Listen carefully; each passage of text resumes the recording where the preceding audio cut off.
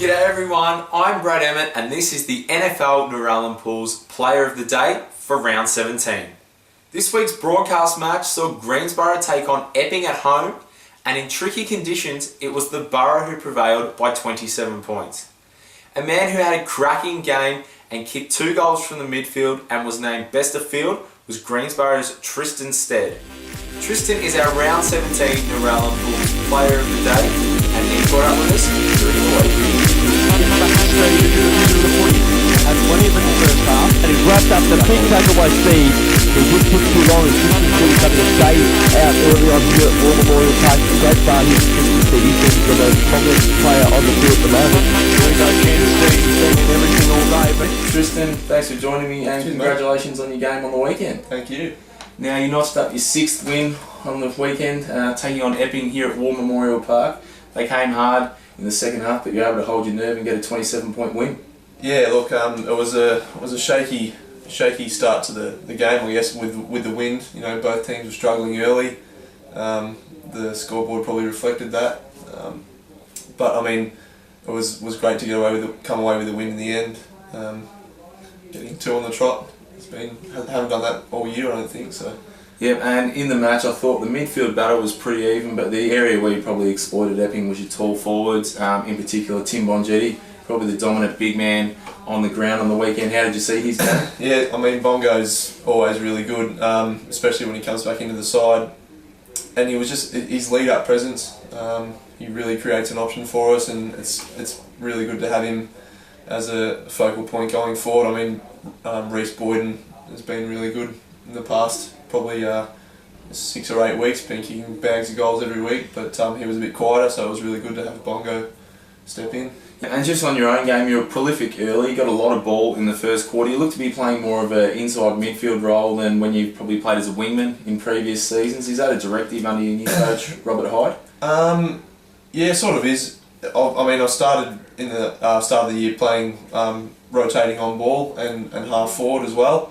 The last couple of weeks I've actually been playing back on the wing, and on the weekend it was more of a wing role. I was starting there, but I was moving through the midfield as well. So I'd start there and then kind of go where the ball did, and it worked all right. I mean, I was still hanging out to cover off when needed in the wing spot, but yeah, it was good to get my hands on it early. Yeah, and a good feature of your game is probably your foot skills. We've noticed they've been really impressive, and also your ability to push forward and kick goals. I think you're up to 13 for the season. Is that a feature of your game that you've looked to add, a goal-kicking midfielder? Yeah, it probably is, and not only for me. It's a midfield target as well. So we get groups together and really try and focus on getting 3 or 4 midfield goals a game. That really contributes with the forwards, and the back 6 have a goal to get aim to get a goal themselves as well. So been able to push forward and get on the end of a couple of good work, which is good. Yep, and the team's season so far, you started off pretty well, but then suffered a pretty bad form slump in the middle of the year. That's probably due to a lot of injuries as well. A win over Northcote Park though, only a fortnight ago. It shows what footy you are capable of. Oh, that's right. We obviously gone through the bad patch due to numerous reasons. We can't really make excuses, but had some injuries and just couldn't find the winning formula really. So we just stuck fat and really worked hard to get the win against Northcote. So it was really good.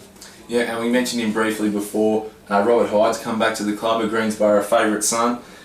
We've seen what he's been able to do at Calder Cannons. What is his impact on you being as a player since he's been here this season? Rob's a very direct type coach.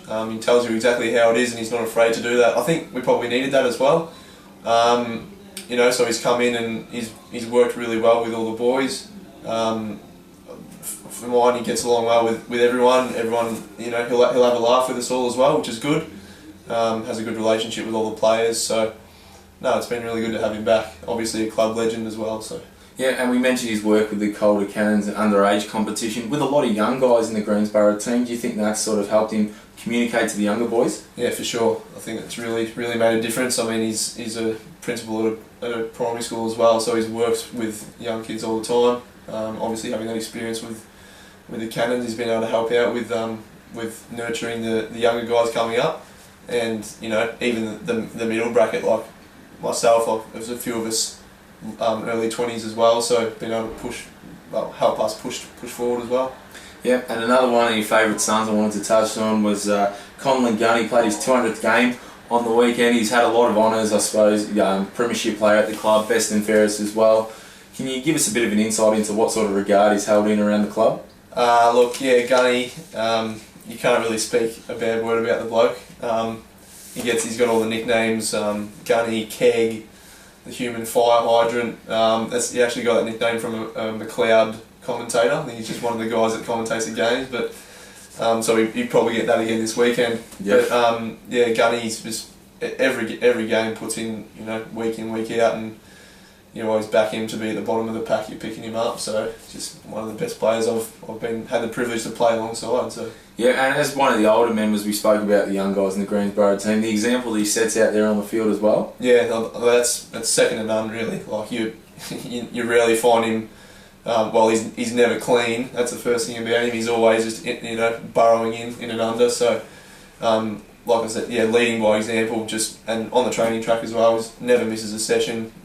Always puts in 100%. So, yeah, he's great.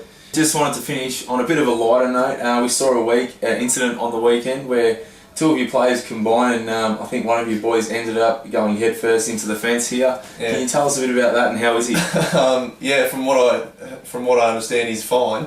But yeah, Drew Wilson was coming from one angle, and it was Reece Lambert. He was kind of coming back with the flight, and Drew went low to take a chest mark and kind of fell on the ground, and Reece stumbled over him and just smacked his head on the pole and hit his ribs on the seat. Lucky there was no one sitting there, because they would have copped it all as well. But yeah, he was up here on Sunday having a beer as well, so he seemed okay. And I'm sure that probably proves that he's not too bad. Yeah.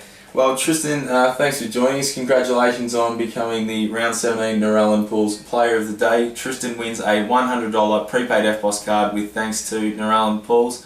Thanks for your time, and congratulations on your season so far. Cheers, mate. Appreciate it.